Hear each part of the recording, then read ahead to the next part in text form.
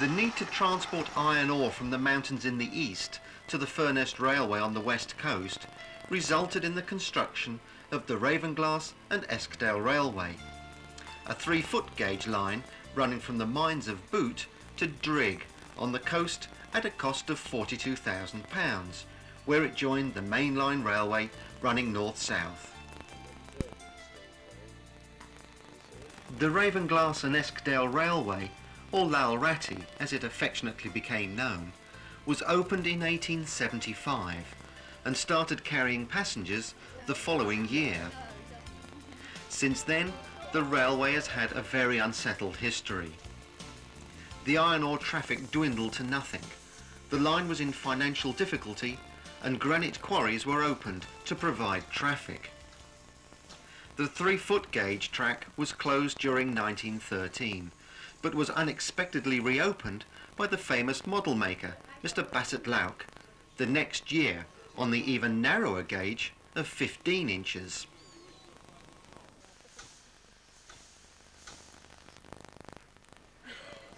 The original line ran non-stop from Eskdale, the stop being known as Dalegarth, through to Ravenglass. But with local folk using the line as a commuter link and with other attractions to interest the tourists, other halts were built into the design.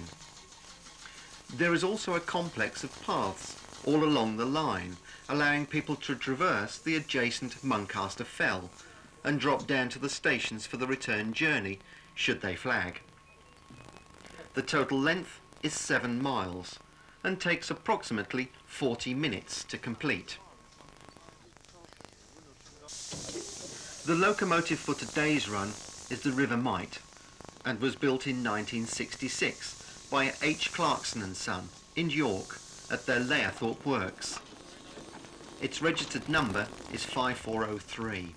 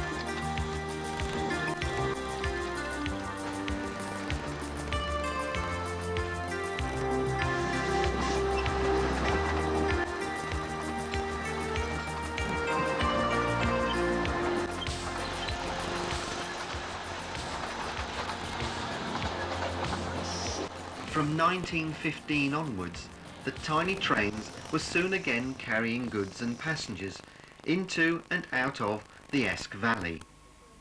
And the granite quarries were busy through until 1953, when sadly they were closed.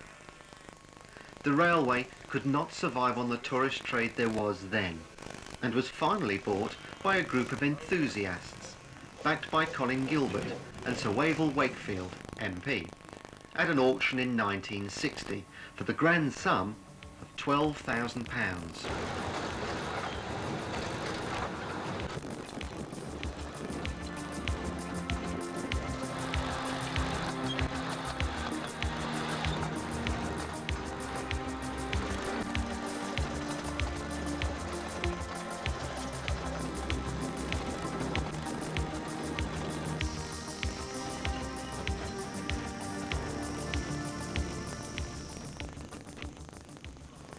Urton Road is an important and necessary stop. The line is of single track, which means that if it is to be run efficiently, then 2 locos, each starting at opposite ends, should be run. Clearly, this means passing at some point, and Urton Road has a passing loop built into the track layout. The drivers are constantly in contact with each other, via a handheld VHF radio set, with times between stations critical to the smooth running of the railway.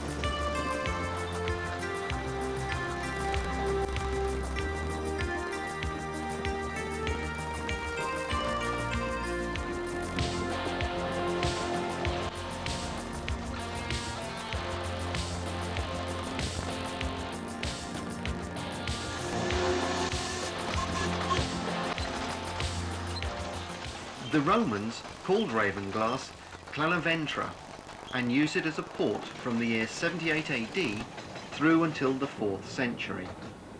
They built a fort here, Glanaventa, but it was destroyed by the Victorians to make way for the main line railway along the Cumbrian coast.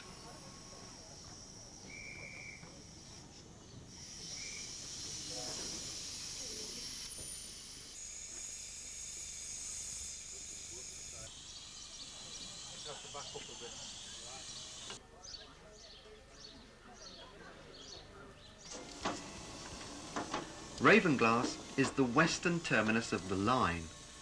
Consequently, the locomotives need to be turned to allow them to make the return journey to Eskdale.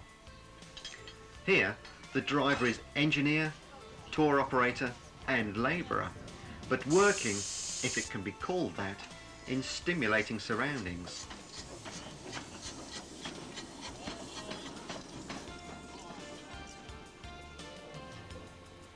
With the silting of the estuary, Ravenglass lost its former importance and now remains a quiet, largely unspoilt village, invaded only by the visitors brought here by the narrow gauge railway.